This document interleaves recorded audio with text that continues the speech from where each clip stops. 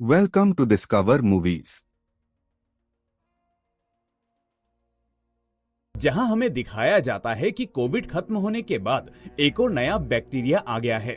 ये bacteria Andaman Nicobar island पर फैलता है, जहां हमें वॉइस ओवर के जरिए बताया जाता है कि अंडमान निकोबार चारों तरफ से सिर्फ पानी से ही घिरा हुआ है, जिसके चलते यहाँ से किसी का भी बाहर निकलना थोड़ा मुश्किल होता है। यहाँ दुनिया भर का कुदरती खजाना है, लेकिन जल्द ही इस आइलैंड पर एक खतरनाक बीमारी फैलने वाली है। यहाँ पर कई सारी जनजातियाँ पाई जाती हैं, जिसमें हमें ओरका ट्राइब के बारे में बताया जाता है कि वो सरकार के डेवलपमेंट को बिल्कुल भी पसंद नहीं करते। अब हमें सीन में दो लड़कों को दिखाया जाता है जो बाइक से कहीं जा रहे होते हैं, जहां पीछे बैठा लड़का अभी अभी अंडमान निकोबार में अपने परिवार के साथ नौकरी के लिए आया है और ये बाइक चलाने वाले का नाम है चीरू यानी चिरंजीवी। ये यहाँ का लोकल गाइड होता है और वो लड़का चीरू से पूछता है कि इस जगह को काला पानी क्यों कहते हैं। तब चीरू बिना कुछ कहे उसे सीधा सेक्युलर जेल लेकर जाता है। अब दूसरे सीन में हमें उस लड़के के परिवार को दिखाया जाता है जो अभी अभी इस आइलैंड पर आया था। इसके बाद हम उसकी छोटी बहन नीलू को देखते हैं, जिसे रात को प्यास लगती है तो वो पानी पीने के लिए चली जाती है, लेकिन थोड़ी ही दूर पर उसे ओरका कबीले के लोग दिखते हैं जो कि शहर में जाने वाले पानी के पाइप को तोड़ रहे थे। यहाँ वो उस बच्ची को भी देख लेते हैं और उसके हाथ से पानी की बाल्टी लेकर फेंक देते हैं। तभी सीन चेंज होता है और हमें पता चलता है कि जो लड़का अभी अभी आया है उसकी उस जेल में सफाई करने की नौकरी लगी है और वो फिर से चीरू से काला पानी के बारे में पूछता है। तब चीरू बताता है कि काला पानी के बीचों बीच अगर कोई आ गया तो उसका वहाँ से बाहर जाना नामुमकिन है। इधर सब लोग नीलू को ही ढूंढ रहे थे और थोड़ी देर बाद नीलू एक जगह पर खड़ी मिल जाती है और जैसे ही उसकी माँ नीलू के पास आती है तो देखती है कि वहाँ ओरका कबीले के लोगों ने उस पानी के पाइप को तोड़ दिया है। अब आखिर उन्होंने ऐसा क्यों किया ये हमें आगे पता चलेगा। अब अगले सीन में हम देखते हैं कि एक पूरा परिवार अंडमान निकोबार पर वेकेशन मनाने के लिए जा रहे होते हैं, जिसमें संतोष अपनी बीवी और अपने दो बच्चे पार्थ और कद्दू ये सब फ्लाइट से जा रहे थे और उनकी हरकतों से पता चलता है कि ये लोग पहली बार किसी फ्लाइट में बैठे हैं। अब अंडमान निकोबार पहुंचते ही इन सबको चीरू ही यहाँ से पिक करता है। एयरपोर्ट पर चीरू को एक लड़की दिखती है और चीरू ऐसा रिएक्ट करता है कि जैसे वो उसे जानता हो। जब ये लोग कार से होटल जा रहे होते हैं तब चीरू उन लोगों को ओरका कबीले के बारे में बताता है कि उन लोगों ने यहाँ के सारे डेवलपमेंट को रोक रखा है और वो सरकार को कुछ भी नहीं करने देते ताकि उनका जंगल बचा रहे। और ये कहते कहते चीरू उन कबीले वालों को बहुत गालियाँ देता है और तभी रास्ते में चीरू को उसका भाई वीनू नजर आता है जो ओरका कबीले के हक के लिए प्रोटेस्ट कर रहा होता है और इससे हमें ये समझ में आता है कि इन दोनों भाइयों में बिल्कुल नहीं बनती। अब अगले सीन में हम एसीपी केतन को देखते हैं जो बहुत बड़े बिजनेसमैन एटीएम कंपनी के डायरेक्टर मिस्टर सौरभ वानी के पास आता है और एटीएम कंपनी ही पूरे अंडमान में पानी की पाइप लगाती है। अब मिस्टर वानी उससे कहते हैं कि हम यहाँ पर एक बहुत बड़ा फेस्टिवल ऑर्गेनाइज कर रहे हैं और इसकी परमिशन की अप्रूवल तुम्हें ही लानी थी, लेकिन फिर भी तुम सारे अप्रूवल के कागज नहीं ला पाए। तब केतन बताता है कि मैंने तो अपना काम पूरा कर लिया था, लेकिन एक डॉक्टर के साइन होने बाकी हैं ताकि हमें हेल्थ डिपार्टमेंट का अप्रूवल भी मिल जाए। लेकिन डॉक्टर सौदामिनी सिंह बहुत ही अड़ियल है और पता नहीं क्यों उन्होंने अभी तक साइन नहीं किया। दरअसल एसीपी केतन चाहता था कि उसका ट्रांसफर इस आइलैंड से बाहर हो जाए और इसमें मिस्टर वानी उसकी मदद कर सकते हैं। अब मिस्टर वानी कहता है कि अगर तुम्हें अपना ट्रांसफर करवाना है तो पहले मेरा काम करो। अब अगले सीन में हम डॉक्टर सौदामिनी सिंह को देखते हैं जो अपने काम में बहुत ही एक्सपर्ट होती है और जब एक बूढ़ी औरत को कुछ डॉक्टर्स मिलकर भी ठीक नहीं कर पाते तब डॉक्टर सौदामिनी उस लेडी की बीमारी पकड़कर उन्हें ठीक कर देती है। इसके बाद उस हॉस्पिटल में एमडी डॉक्टर शशि और डॉक्टर सौदामिनी सिंह बैठकर लंच कर रहे होते हैं। तभी वहाँ एक नई असिस्टेंट आती है जिसका नाम है ऋतु और इसके बाद डॉक्टर सिंह ऋतु को बताती है कि कुछ दिन पहले 11 लोग अंडमान में अलग अलग हॉस्पिटल में एडमिट हुए थे जिन्हें बुखार और सर्दी जुकाम जैसे सिम्टम्स थे, लेकिन सबसे अजीब बात ये थी कि उन सबकी बॉडी पर ब्लैक रैशेस थे जो उन्हें कैसे हुए ये किसी को भी नहीं पता चल पाया और उन लोगों के ठीक होने के बावजूद भी वो ब्लैक रैशेस उनकी बॉडी पर मौजूद हैं। अब वो लोग उन सारे पेशेंट्स से मिलने जाते हैं जहां हमें पता चलता है कि उन पेशेंट्स में वो लड़का भी है जो अभी अभी अंडमान आया है और उसकी गर्दन पर वही ब्लैक रैशेस थे। उसके बाद डॉक्टर सौदामिनी ऋतु को बताती हैं कि 1989 में अंडमान में एक बार कुछ ऐसी बीमारी आई थी जिसमें एक साथ कई सारे लोग मारे गए थे और उसके बाद वो एकदम से गायब हो गई थी। लेकिन लगता है अब वो बीमारी फिर से आ गई है और इसी कारण से डॉक्टर सौदामिनी इतना ज्यादा डर रही थी, क्योंकि उनके पास अभी तक इसका कोई इलाज नहीं है। तब डॉक्टर सिंह रितु से कहती हैं कि कुछ दिनों में यहाँ बहुत बड़ा फेस्टिवल होने वाला है जिसमें बहुत सारे टूरिस्ट आएंगे, लेकिन इससे पहले हमें ये जानना होगा कि ये डिसीज क्या है और कैसे फैलती है। इधर हम देखते हैं कि चीरू का भाई विनू अपनी माँ के साथ होता है और उनके घर में उनके साथ उनके दादाजी भी होते हैं जिनकी बॉडी पैरालाइज्ड है। तभी घर में चीरू आता है और विनू उससे कहता है कि तू अभी भी पुंडी के साथ कछुए के अंडे की स्मगलिंग करता है। दरअसल एक बार इसी स्मगलिंग के चक्कर में चीरू जेल जाते जाते बचा था। फिर उन दोनों के बीच बहस हो जाती है और तभी चीरू विनू से कहता है कि तेरी दोस्त ज्योत्सना को आज मैंने एयरपोर्ट पर देखा था, उसने तुझे बताया नहीं कि वो यहाँ आई है। ये सुनकर विनू हैरान हो जाता है। अब सीन में हम डॉक्टर सौदामिनी सिंह को देखते हैं जिनका एक मरीज काफी ज्यादा हिचकियां ले रहा था और फिर रितु उन्हें बताती है कि जब उसने इन सबको एनालाइज किया तो उसे पता चला कि ये सारे पेशेंट्स इन 3 जगहों से आ रहे हैं और वो कहती है कि अभी मैं इस पर थोड़ा और रिसर्च कर रही हूँ। अब हम देखते हैं कि डॉक्टर सिंह से मिलने वही बूढ़ी औरत आती है जिन्हें उन्होंने ठीक किया था और वहाँ वो वही ब्लैक रैशेस वाली फोटो देखकर कहती है कि ये बीमारी तो मैंने पहले भी देखी है, क्योंकि 1989 के आसपास उनके किसी फैमिली मेंबर को ऐसा ही कुछ हुआ था जिसके बाद उसकी जान चली गई। फिर डॉक्टर सौदामनी उनसे उस आदमी का पता लेकर उसके घर वालों से मिलने चली जाती है।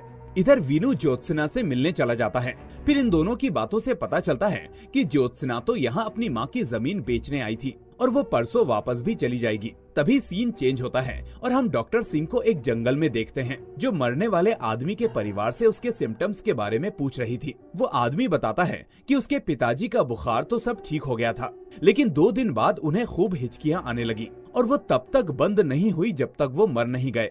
ये सुनने के बाद डॉक्टर सौदामिनी तुरंत अपने हॉस्पिटल में फोन लगाकर उस आदमी को इमरजेंसी वार्ड में शिफ्ट करने के लिए बोलती हैं, जो बार बार हिचकियां ले रहा था। तभी वहाँ पर एसीपी केतन आता है और उन्हें घर छोड़ने के लिए लिफ्ट देता है और रास्ते में डॉक्टर सौदामिनी केतन की खूब बेइज्जती करती है, क्योंकि केतन को करप्शन के इल्जाम में दोषी पाया गया था, इसलिए उसका ट्रांसफर अंडमान में कर दिया गया। अब इसके बाद डॉक्टर सौदामिनी हॉस्पिटल में वापस आ जाती हैं और देखती हैं कि सारे पेशेंट्स ठीक हो गए थे, इसलिए उनकी छुट्टी कर दी गई। और जब वो एक लड़का भी जाने लगता है तब डॉक्टर सौदामिनी उसे रोक लेती है। अब सीन चेंज होता है हॉस्पिटल के एमडी और डॉक्टर सौदामिनी की तरफ, जो आपस में किसी बात पर बहस कर रहे थे। और तभी वहाँ पर गवर्नर साहब आते हैं और उसके साथ एसीपी केतन भी था। गवर्नर डॉक्टर सौदामिनी से पूछता है कि आप इन पेपर्स पर साइन क्यों नहीं कर रही हो। तब वो बताती है कि इस आइलैंड पर एक खतरनाक बीमारी फैल रही है जो 1989 में फैली थी और इससे कई सारे लोग मारे गए थे। तब गवर्नर उनसे पूछता है कि हाल ही में कोई नया केस आया है, तो इस पर डॉक्टर सौदामिनी जवाब देती है नहीं। ये सुनकर गवर्नर कहता है कि अभी तो कोई प्रॉब्लम नहीं है ना, तो फिर वो साइन करवा लेता है। उसके बाद वहाँ पर एसीपी केतन बताता है कि ये सारे लोग शराब पीने के कारण बीमार हुए थे और आप इसे कुछ ज्यादा ही बड़ी प्रॉब्लम समझ रही थी। अब हमें संतोष के परिवार को दिखाया जाता है जो कहीं घूमने जाते हैं और हम देखते हैं कि चीरू अभी भी अपने दोस्त के साथ कछुए के अंडे की स्मगलिंग करता है। इधर संतोष एक जगह पर जाने का प्लान करता है, लेकिन उसके बच्चे उन दोनों के साथ जाने से मना कर देते हैं। तो संतोष अपने दोस्त के पास अपने दोनों बच्चों को छोड़ देता है और खुद उस जगह पर अपनी बीवी के साथ चला जाता है और इनके दोनों बच्चे उसके दोस्त के साथ घूमने चले जाते हैं। इधर डॉक्टर सौदामनी उस लड़के को डिस्चार्ज कर देती है और वो कहती है कि अब कभी दारू मत पीना, क्योंकि डॉक्टर सौदामनी को भी यही लग रहा था कि ये बीमारी शायद दारू पीने से फैल रही होगी। लेकिन इस पर वो लड़का कहता है कि मैं तो दारू पीता ही नहीं, और फिर वो वहाँ से चला जाता है। अब ये सुनकर डॉक्टर सौदामनी हैरान हो जाती है और वो सीधा बोट में बैठकर एक बस्ती में पहुँच जाती है, जहाँ वो देखती है कि यहाँ के सारे लोग भी मर चुके हैं और सबकी गर्दन के पीछे वही ब्लैक रैशेस के निशान हैं। उसी समय वहाँ बारिश भी शुरू हो जाती है कि तभी डॉक्टर सौदामिनी को समझ आता है कि शायद ये बीमारी इसी लेक के पानी से फैल रही है। इधर रितु भी अपने रिसर्च से पता लगा लेती है कि इन सभी जगहों में से एक जगह कॉमन है जहाँ से इस बीमारी की शुरुआत हुई थी, और उस जगह का नाम है जेनकिंस लेक। जिसके बाद डॉक्टर सौदामिनी इस पानी को रोकने के लिए जाने लगती है, पर उनका पैर फिसल जाता है और उनका सर एक पत्थर से टकरा जाता है और उनकी वही मौत हो जाती है। और ये एपिसोड इसी के साथ यहीं पर खत्म हो जाता है। और अगर ओरका कबीले की बात करें तो असल में इन लोगों को इस बीमारी के बारे में पता चल गया था और वो पानी पूरे आइलैंड तक ना पहुंच जाए, इसलिए उन्होंने वो पाइप तोड़ा था अब एपिसोड 2 की शुरुआत में हमें दिखाया जाता है कि गवर्नर को डॉक्टर सौदामनी की मौत की खबर मिलती है और इधर ये खबर सुनने के बाद सारे डॉक्टर्स भी शॉक में थे कि तभी रितु हॉस्पिटल के एमडी को बताती है कि ये सारी बीमारी जेनकिंस लेक के पानी से फैल रही है और हमें इस आइलैंड के पूरे 400 लोगों को इन्फॉर्म करना होगा। तब एमडी बताते हैं कि इस फेस्टिवल के कारण यहाँ पर अब 5 लाख से भी ज्यादा लोग आ चुके हैं और इस लेक का पानी तो और भी बहुत सारे लेक से जुड़ा हुआ है। ये सुनकर रितु का दिमाग शॉक में चला जाता है। तभी सीन चेंज होता है और हमें दिखाया जाता है कि एमडी और गवर्नर की मीटिंग चल रही होती है और वहाँ गवर्नर को बताया जाता है कि ये बीमारी पानी से ही फैल रही है। ये सुनकर गवर्नर एडवाइस देते हैं कि अगर हम पानी में एंटीबायोटिक मिला दें तो सब कुछ ठीक हो जाएगा, लेकिन इस पर एमडी कहता है कि चाहे आप कोई भी एंटीबायोटिक क्यों ना मिला दें, इस बैक्टीरिया पर इसका कुछ भी असर नहीं पड़ता और इसका इलाज अभी तक हमारे पास नहीं है। और सबसे बुरी खबर ये है कि हमें अभी तक ये भी नहीं पता कि इससे कितने लोग इन्फेक्टेड हैं। अब आगे एमडी की बातों से हमें पता चलता है कि ये बीमारी 2 स्टेजेस में फैलती है, जिसमें पहले इंसान को बुखार और सर्दी जुकाम के साथ ब्लैक रेशेस होते हैं और दूसरी स्टेज में सब सही हो जाता है और फिर हिचकियां शुरू हो जाती हैं और वो तब तक चलती हैं जब तक वो इंसान मर नहीं जाता। ये बैक्टीरिया एक छोटी सी बूंद से भी पूरी बॉडी में फैल सकता है और इसे उन लोगों ने नाम दिया LHF-27।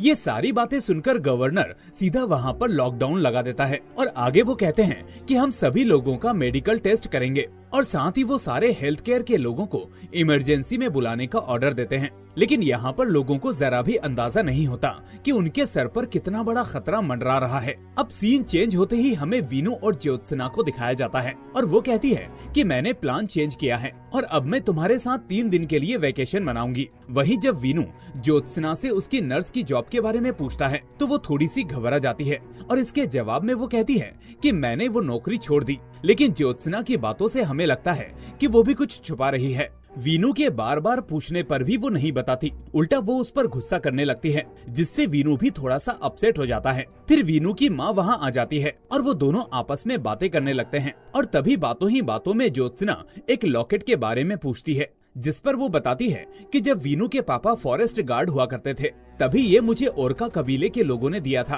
और ये लॉकेट उन्हीं का सिंबल है। फिर उसकी माँ बताती है कि एक बार 2004 में अंडमान में भयानक सुनामी आई थी, लेकिन उसमें ओरका कबीले के लोगों को एक खरोश तक नहीं आई क्योंकि उस सुनामी के बारे में उन्हें पहले से ही आभास हो गया था। तभी दिखाया जाता है कि ज्योत्सना के फोन पर एक इमरजेंसी मैसेज आता है और उसे जल्दी ही रिपोर्ट करने के लिए कहा गया था। अब वीनू ज्योत्सना को अपने भाई की कार से ले जाने लगता है, लेकिन ज्योत्सना कार में बैठने से घबराने लगती है, जिसके बाद वीनू स्कूटी से उसे छोड़ने चला जाता है। तब रास्ते में वीनू को अर्जेंट कहीं जाना पड़ता है और वो ज्योत्सना को रास्ते में ही छोड़कर चला जाता है। तब वहाँ ज्योत्सना वीनू से कहती है कि मुझे तुम्हें सब कुछ सच बताना है, लेकिन वीनू कहता है कि मैं तुमसे रात में आकर मिलूंगा। खैर, इधर हम देखते हैं कि संतोष समुद्र के किनारे अपनी वाइफ के साथ घूम रहा है, पर उसका बेटा पार्थ और उसकी बच्ची कद्दू वहाँ के फेस्टिवल में अपने अंकल के साथ घूम रहे थे और तभी पार्थ को वहाँ एक लड़की दिख जाती है। फिर वो अपने अंकल से कहता है कि मैं जरा एक फोटो लेकर आता हूँ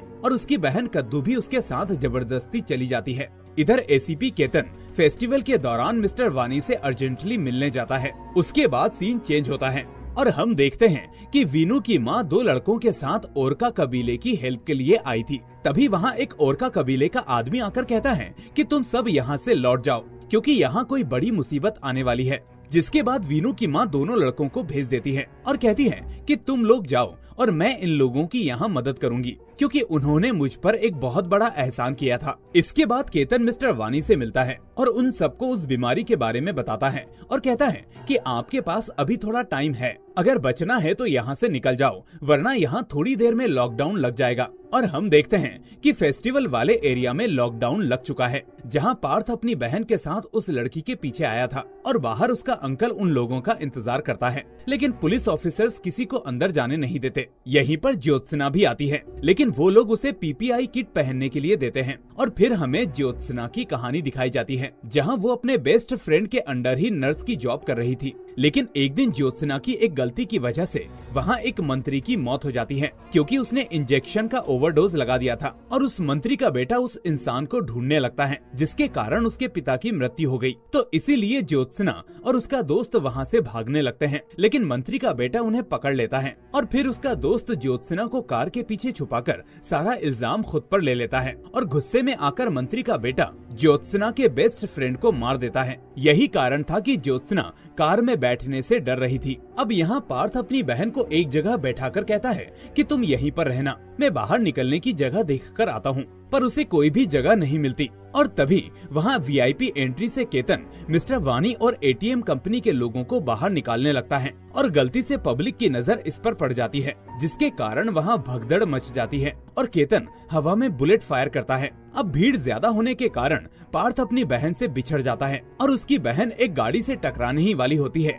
कि ऐन वक्त पर ज्योत्सना कद्दू को बचा लेती है और फिर वो उन दोनों भाई बहन को एक कार में बैठाकर वहाँ से निकल जाती है। और इधर हम देखते हैं कि रितु ने अब ये बात अपने ऑफिशियल्स तक पहुँचा दी थी, जिसके कारण गवर्नर इन पर बहुत गुस्सा करते हैं और कहते हैं कि अब हम यहीं पर फंसे रह जाएंगे और हमें कोई बचाने भी नहीं आएगा, हमारे पास इतनी व्यवस्था भी नहीं है। और अब सीन चेंज होता है और हम देखते हैं कि मिस्टर वानी जो यहाँ से निकलने वाले थे, उनका जहाज भी अब वहाँ से चला जाता है और उस पूरे आइलैंड में लॉकडाउन लग जाता है। अब ना कोई इस आइलैंड पर आ सकता है और ना ही यहाँ से कोई जा सकता है। और इसी के साथ दूसरा एपिसोड भी यहाँ खत्म होता है। एपिसोड 3 की शुरुआत में हम देखते हैं कि पूरे आइलैंड में लॉकडाउन लग चुका है और सब अपने अपने घरों में बंद हैं और सबने अपने घरों के बाहर एक बाल्टी रख दी है ताकि उन्हें फ्रेश पानी मिल सके। और ये पानी भरने का टास्क केतन को एक सजा के तौर पर दिया जाता है, क्योंकि उसने पब्लिक प्लेस पर गोली चलाई थी।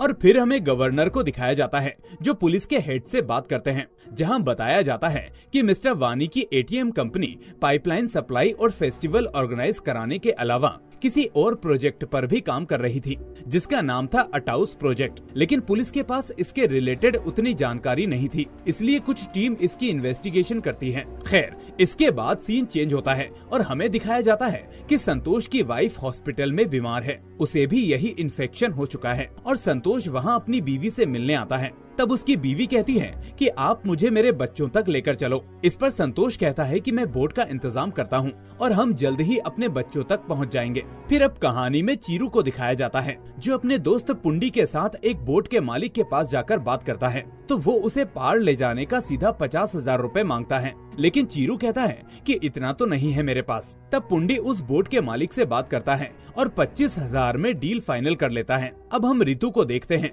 जो डॉक्टर सोदा मिनी की रिसर्च फाइल पढ़ रही थी कि तभी उसे एक ड्रॉर में एक फाइल और एक बॉल दिख जाता है और वो उसे अपने पास रख लेती है। खैर, सीन चेंज होता है और हमें एसीपी केतन को दिखाया जाता है जिसे पानी भरने का काम मिला था। तब उस जगह पर केतन के हेड आते हैं और वो केतन से कहते हैं कि मैं जरा लेक के पास रिसर्च के लिए जा रहा हूँ, इसलिए तुम पानी भरकर मेरी कार में रख दो। और फिर वो चले जाते हैं। अब केतन पानी भर ही रहा था कि उसे वहाँ एटीएम कंपनी की कुछ फाइल्स दिख जाती हैं, जिसमें उसकी सीक्रेट प्रोजेक्ट की डिटेल्स थी। तो केतन अपने फोन से उस फाइल का फोटो लेने लगता है। इसके बाद सीन चेंज होता है और हम देखते हैं कि ज्योत्सना पार्थ और कद्दू के साथ एक घर में छुपी हुई है और वो वीनू से एक रेडियो के जरिए कांटेक्ट करती है और बताती है कि उसे कुछ दवाइयों की जरूरत है, लेकिन यहाँ लॉकडाउन लगा हुआ है। तभी वीनू उसे कहता है कि तुम बासु अंकल के पास चली जाओ, वहाँ रहने की जगह भी मिल जाएगी और मेडिसिन भी उन्हीं के पास होगी। लेकिन ज्योत्सना कहती है कि वो तो बहुत खड़ूस है, इसलिए मैं उनके पास नहीं जाऊंगी। और तभी नेटवर्क चला जाता है। अब ज्योत्सना कद्दू को लोरी सुनाती है क्योंकि बिना लोरी सुने उसे नींद नहीं आती। और अब हमें पता चलता है कि कद्दू को मिर्गी के दौरे भी आते रहते हैं, इसलिए उसको दवाइयों की जरूरत पड़ती है। खैर, इसके बाद अगले सीन में चीरू और पुंडी संतोष को बताने जाते हैं कि बोट का इंतजाम हो गया है और वो उसे पार ले जाने के लिए 75,000 रुपए मांग रहे हैं। इस पर संतोष कहता है कि मैं पैसे देने के लिए तैयार हूँ, बस मुझे मेरे बच्चों से मिलवा दो। लेकिन इसे देखकर पुंडी को बहुत बुरा लगता है, इसलिए पुंडी चीरू पर बहुत गुस्सा हो जाता है और कहता है कि तुम संतोष की हालातों का फायदा उठा रहे हो। और शॉकिंगली यहाँ हमें पता चलता है कि ये सारे कछुए के अंडे की स्मगलिंग वाला काम चीरू ही करता था, लेकिन पुंडी को उसके बदले जेल जाना पड़ता था। यानी इस पूरे खेल का मास्टरमाइंड चीरू ही होता है। फिर पुंडी चीरू को बताता है कि मैं भी इस बीमारी की चपेट में आ चुका हूँ। ये सुनते ही चीरू को बहुत बुरा लगता है और वो कहता है कि चलो मैं तुम्हें डॉक्टर को दिखा देता हूँ। लेकिन पुंडी कहता है कि तू बस संतोष को उनके बच्चों से मिलवा दे और मुझे यहीं पर छोड़ दे, और फिर चीरू वहाँ से चला जाता है। फिर सीन चेंज होता है और एसीपी केतन मिस्टर वाणी से मिलने आता है कि तभी केतन के साइड से एक वेटर गुजरता है जिसके पास से एक दवाई गिरती है। तब केतन उसे वो दवाई उठाकर दे देता है और थोड़ी देर बाद उसे मिस्टर वाणी मिलने आते हैं। तब केतन उनसे झूठ कहता है कि मेरे हेड ने मुझे आपके सीक्रेट प्रोजेक्ट एटा हाउस के बारे में बताया है, और फिर वो अपने फोन में वही फाइल की फोटो दिखाता है। वो कहता है कि आप मुझे इस प्रोजेक्ट की डिटेल्स बता दो, मैं आपको बचा सकता हूँ। लेकिन इस पर मिस्टर वाणी कहते हैं कि कुछ चीजें हमें शेयर नहीं करनी चाहिए, और केतन की इंसल्ट करके उसे वहाँ से जाने को कहते हैं। उसके बाद अगले सीन में चीरू ने बोट वाले को पैसे तो दे दिए थे, लेकिन बोट वाला कहता है कि अभी आपका नंबर कुछ दिनों बाद आएगा, जिस पर गुस्सा होकर चीरू उनसे पैसे वापस मांगता है, लेकिन वो बोट वाला पैसे नहीं देता है, जिस पर उन दोनों की खूब लड़ाई होती है। तभी दूसरे सीन में हमें एसीपी केतन को दिखाया जाता है, जिसे एक पुलिस वाले के पास वही दवाई दिखती है जो उसने मिस्टर वाणी के यहाँ पर देखी थी, और वो पुलिस वाला बताता है कि ये तो सी सीकनेस की दवाई है, यानी समुद्र में उल्टी ना आए इसलिए लोग इसे खाते हैं। इसे देखकर केतन को शक होने लगता है कि मिस्टर वाणी और एटीएम कंपनी के लोग जरूर बोट से कहीं जाते होंगे। फिर गवर्नर का सेक्रेटरी उसे आकर बताता है कि एनजीओ वाले आपसे बात करना चाहते हैं। तब हमें पता चलता है कि उस पूरे इलाके से ओरका कबीले के लोग गायब हो चुके हैं, और वो कहाँ गए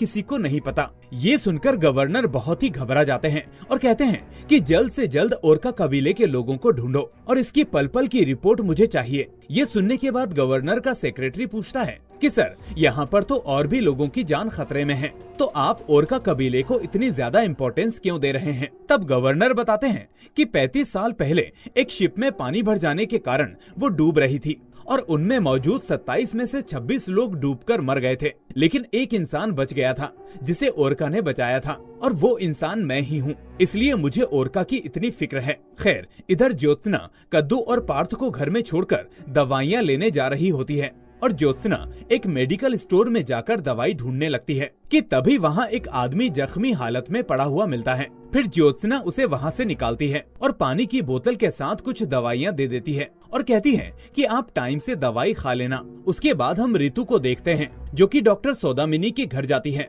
और देखती है कि उनके घर के आगे एक डॉग है जो उस पर भौंकने लगता है, लेकिन रितु वही बॉल निकालती है जो उसे फाइल के साथ मिली थी। इसके बाद रितु घर के अंदर चली जाती है और डॉक्टर सौदामिनी की कुछ फाइल्स चेक करती है। खैर, अब अगले सीन में संतोष अपनी बीवी के पास आता है और कहता है कि चलो बोट मिल गई है, लेकिन उसकी बीवी कहने लगती है कि आप चले जाओ और मैं जब ठीक हो जाऊंगी तो खुद आ जाऊंगी। लेकिन उसकी हालत देखकर हमें पता चलता है कि वो जल्दी ही मरने वाली है। उसकी बीवी उसे हौसला देकर कहती है कि अब आपको ही बच्चों का ख्याल रखना होगा, और कुछ देर में उसकी मौत हो जाती है। अब संतोष उसे वहीं छोड़कर वापस जाने की तैयारी करता है। उसी वक्त चीरू भी वहां आ जाता है और वो चुपके से 50,000 रुपए संतोष के बैग में डाल देता है और फिर संतोष बैग पैक करके निकल जाता है। इधर जब केतन वानी के घर आता है और जैसे ही वो सामने वाले कमरे में घुसने की कोशिश करता है कि तभी पीछे से कोई उस पर अटैक कर देता है। अब नेक्स्ट सीन में हमें दिखाया जाता है कि ज्योत्सना जैसे ही घर पहुंचती है